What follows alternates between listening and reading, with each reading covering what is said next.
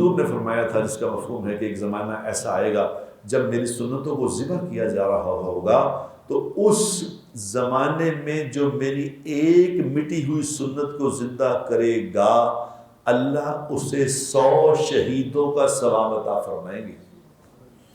100 شہید کا ثواب ملے گا ایک مٹی ہوئی سنت زندہ کرنے پہ۔ یہ کیوں ہے بھلا بتاؤ؟ ایک سنت زندہ کی 100 شہیدوں کا ثواب، مٹی سنت کیا ہے؟ اس وقت کی سنت پتہ کیا ہے؟ مٹی سنت کیا ہے؟ جو سنت مٹ گئی ہے۔ باقی ایسی پگڑیوں والے آپ کو نظر آ جائیں گے بہت سارے، ایسے لباس والے بھی نظر آ جائیں گے، داڑھیوں والے بھی نظر آ جائیں گے، نہیں نظر آئیں گے تو سچ بولنے والے نظر نہیں آئیں گے۔ سچ بولنے کی سنت مارکیٹ سے روانہ ہو گئی۔ لوگوں کو دھوکہ دینے والوں سے مارکیٹ بھری پڑی ہے۔ اپنا نقصان کر کے دوسرے کو فائدہ پہنچا دینا، یہ مارکیٹ سے سنت۔ آج میں جگو سے کہہ رہا تھا کہ ہمارا جگو بھائی جو پراپرٹی کا چیمپئن ہے، میں اس کو کہہ رہا تھا کہ دیکھو بات یہ ہے، آج مزاج کیا ہے، مزاج کیا بنا ہوا ہے؟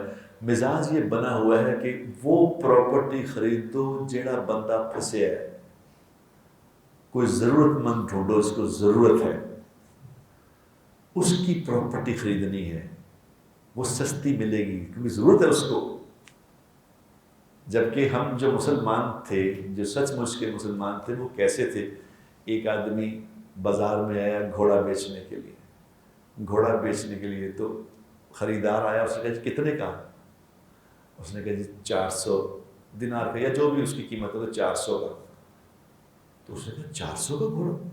یہ گھوڑا تو نسلی گھوڑا ہے، تو یہ تو کم از کم 600 کا ہونا چاہیے۔ تو اس نے کہا کہ ہے تو یہ 600 کا ہی، مگر مجھے ضرورت ہے، مجھے ضرورت ہے، لہذا میں بیچنا چاہتا ہوں۔ تو انہوں نے کیا کہا؟ انہوں نے کہا مسلمان لوگوں کی ضرورتیں نہیں خریدا کرتے، میں 600 کا ہی لوں گا۔ یہ ہوتے تھے مسلمان۔ اور آج ہمارا پروگرام کیا ہے؟ کس طرح کسی کی جیب کاٹ کے، کس طرح کسی کو نقصان پہنچا کے اپنی جیب میں لے پیسے، اس کی جیب سے نکال کے اپنی جیب بھر لو۔ جو اس نیت سے کاروبار کر رہے ہیں، خدا کی قسم ان کی پوری نہیں پڑے گی دنیا میں کبھی بھی۔ یہ ضرورت مندی رہے گی ہمیشہ۔ اربوں روپے بھی کمائیں گے، کہیں گے یار بڑا پھنسے ہیں، میں نے پیسے، بڑی سخت ضرورت ہے پیسے نہیں، اربوں میں کما رہے ہوں گے لیکن ضرورتیں اللہ پوری نہیں کرے گا، کیونکہ یہ سسٹم اس مالک کے بنائے ہوئے سسٹم کو توڑ کے جو کامیاب ہونا چاہتا ہے، ایسا نہیں ہوتا۔ اس وقت جو چاہتا ہے کہ اس کو 100 شہیدوں کا ثواب مل جائے، وہ سچ بولنا شروع کر دے، خدا کی قسم اس کو شہیدوں کا ثواب مل جائے۔ یہ دھوکہ دینے کی نیت ختم کر دے کہ میں نے دھوکہ نہیں دینا کسی کو، اس کو 100 شہیدوں کا ثواب مل جائے۔